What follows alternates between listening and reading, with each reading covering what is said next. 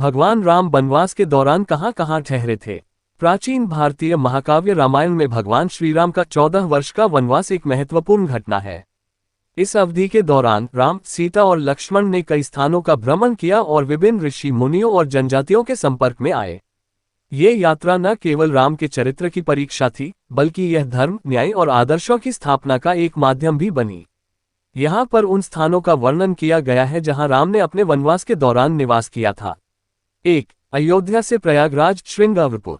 राम, सीता और लक्ष्मण ने वनवास की शुरुआत अयोध्या से की।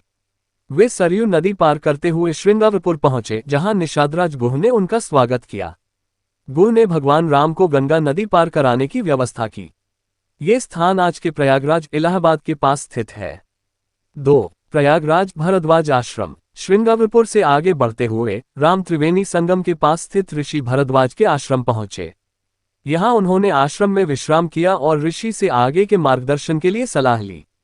ऋषि भरद्वाज ने उन्हें चित्रकूट जाने का सुझाव दिया, जहां वे कुछ समय तक रहे। 3. चित्रकूट। भरद्वाज ऋषि के मार्गदर्शन पर राम, सीता और लक्ष्मण चित्रकूट पहुंचे।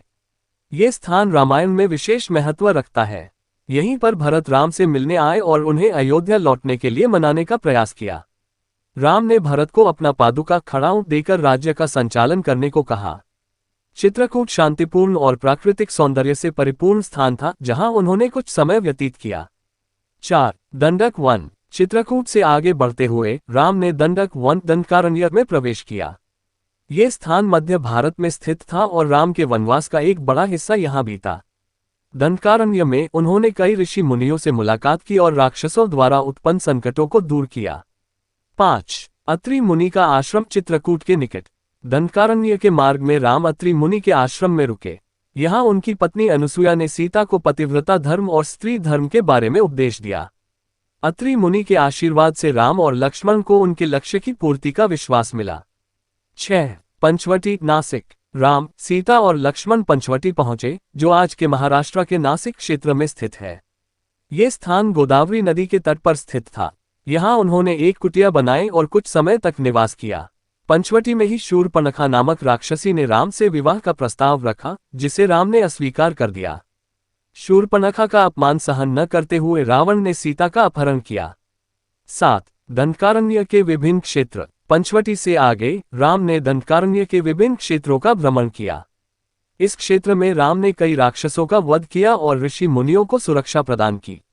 8. कबंध का उद्धार। राम और लक्ष्मण की यात्रा के दौरान उन्होंने कबंध नामक राक्षस का उद्धार किया।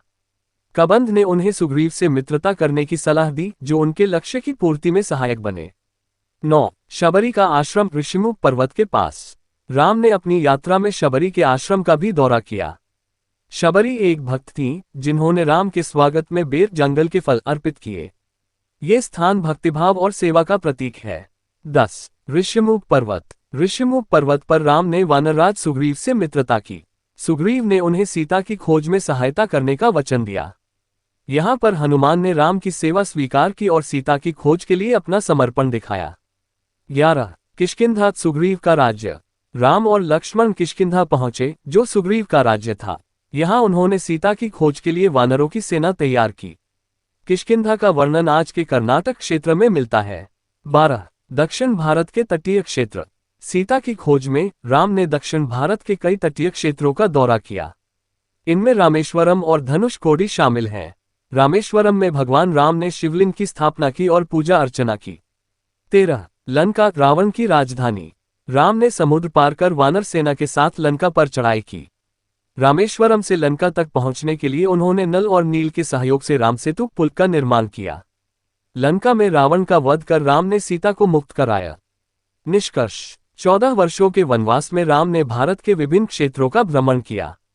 हर स्थान ने उनकी यात्रा में महत्वपूर्ण भूमिका निभाई और उनके जीवन दर्शन को दर्शाया। ये यात्रा धर्म, सत्य और आदर्शों की विजय का प्रतीक है। राम का वनवास केवल एक कथा नहीं, बल्कि जीवन जीने की प्रेरणा है।